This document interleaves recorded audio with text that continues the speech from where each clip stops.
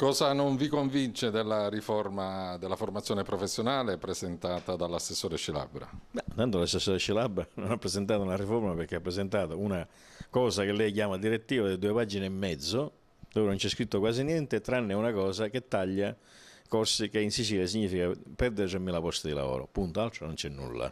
Non c'è garanzia per quei 3.000, non si sa cosa dovrebbero fare, cosa, a posto di quei corsi cosa bisogna fare, non c'è nulla. Praticamente l'assessore Scilabra, che penso sia inadeguata a questo ruolo, è irresponsabile, ha fatto quello che aveva detto di non fare.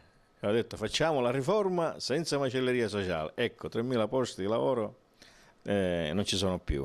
Un'altra cosa, la riforma non si fa a colpettini di direttive, si fa mettendo insieme le parti sociali, gli enti e il governo, il Parlamento, si fanno i tavoli, si comincia a parlare di riforma organica, cosa deve essere, come deve essere svolta e nelle more le persone non si possono mandare a casa, perché in una situazione di crisi come questa, di macelleria sociale, la riforma non si farà mai, perché non avremo mai l'appoggio dei lavoratori. Quindi è gravissimo quello che ha fatto l'assessore Scilabra e mi dispiace anche tutte i proclami che sono stati fatti anche dal Presidente della Regione. Noi facciamo un appello a tutti i lavoratori perché siano presenti domani a Palermo, perché crediamo che sia fondamentale fare capire a questi che noi non ci stiamo con questo metodo e che non accetteremo mai una riforma che faccia macelleria sociale. Punto centrale di quella che viene definita la riforma appunto sono dei cosiddetti tagli di questi corsi inutili che sino a questo momento venivano promossi dagli enti. Ecco, cosa contestate in particolare?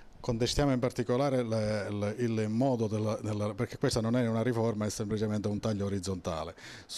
Per quanto riguarda i corsi inutili, noi siamo perfettamente d'accordo a tagliare, siamo perfettamente consapevoli che il volume formativo potrebbe anche essere eccessivo, ma non può essere fatto un taglio orizzontale, anche perché un taglio di questo tipo, 3.000 lavoratori vanno a casa a livello regionale, a livello provinciale parliamo di già 150-200 persone che sono senza lavoro.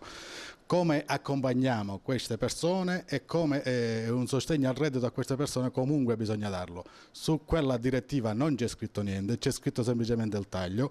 Che cosa se ne farà della gente che non potrà essere utilizzata noi ancora non lo sappiamo e questa è la preoccupazione che oggi e che domani noi vogliamo che tutti i lavoratori manifestano questa preoccupazione a Palermo in modo da farci sentire da questa amministrazione insensibile ai problemi reali della gente, perché oltre noi veniamo già da una battaglia che dura già da un anno, non percepiamo stipendi da più di un anno, a questo aggiungiamo che non abbiamo più una prospettiva.